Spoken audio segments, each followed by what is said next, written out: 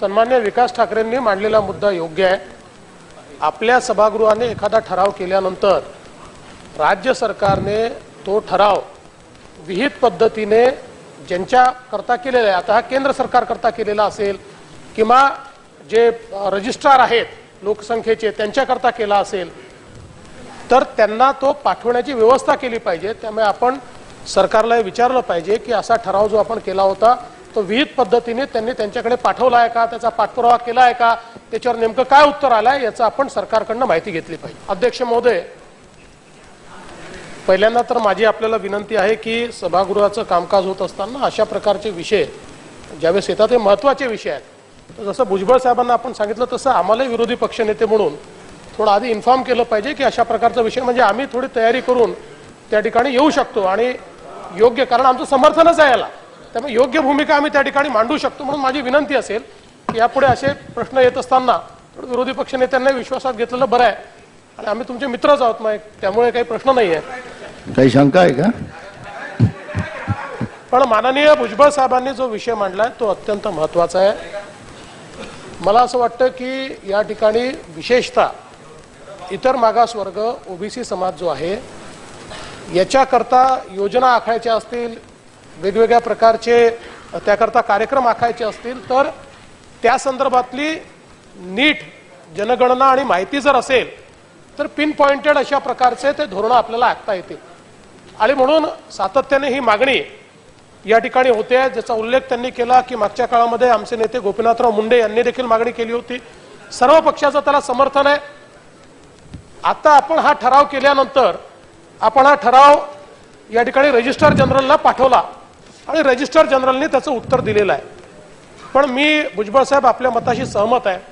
शेवटी registrar general एक अधिकारी आहे आणि ते त्यांच्या जे काही नियम आहेत त्यानुसार त्यांनी सांगितलं संविधानात तरतूद नाही आहे, हे नाही आहे, ते नाही आहे, पण हा विषय धोरणात्मक आहे। तसं तर देशाच्या पंतप्रधानांना कुठली जात नसते, पण एक योगायोग असा आहे की देशाचे पंतप्रधान स्वतः ओबीसी आहेत। त्यामुळे मला असं वाटतं की जे या ठिकाणी भुजबळ साहेबांनी सुचवलं आहे हा धोरणात्मक निर्णय आहे।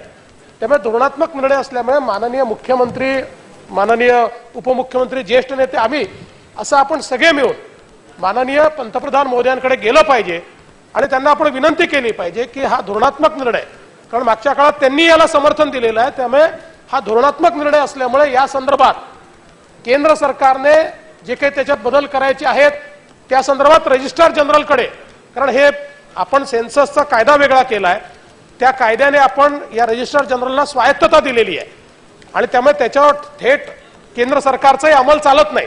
संविधानाने आणि कायद्याने त्यांना जे अधिकार दिले त्यात ते काम करतात, तथापि केंद्र सरकारने त्यात थोडं इंटरव्हेन्शन करून जे काही त्यांचे अधिकार आहेत त्या अधिकारामध्ये या सेन्ससमध्ये कुठल्याही पद्धतीनं ओबीसीची जनगणना कशी करता येईल, कारण ज्याचा आपण उल्लेख केला की 2011 साली ठरलं होतं, पण दुर्दैवाने त्याही वेळेस सेन्ससमध्ये ते केलं नाही आणि मग ती जी काही एससीसीची यादी तयार केली ती इतकी फॉल्टी यादी तयार झाली की त्याच्यामुळे ती पब्लिश होऊ शकली नाही।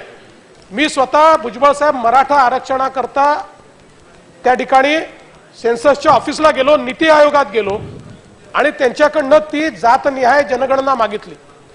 ती जातनिहाय जनगणना जी त्यावेळेस केली होती ती का पब्लिश केली नाही त्यावेळेस माझ्या लक्षात आलं, कारण त्याच्यामध्ये लोकांनी आपापल्या जाती सांगितलं जातं। मराठा समाज किती, तर आता त्याच्यामध्ये म्हणजे सॉरी मी जातीचा उल्लेख करतोय, पण त्यात कसं आलं तर एखाद्या जिल्ह्यामध्ये 20,000 लोकसंख्या मराठा चांभार, आता हे मराठा समाजाचे आहेत की चांभार समाजाचे आहेत हे समजायला काही त्या ठिकाणी जागा नाहीये आणि म्हणून अशा प्रकारची अतिशय फॉल्टी ही ती जनगणना झाल्यामुळे त्यातनं नवीन वाद तयार होतील म्हणून तेव्हाच्या युपीएच्या सरकारने ती घोषित केली नाही, नंतरच्या एनडीएच्या सरकारने ती घोषित केली नाही।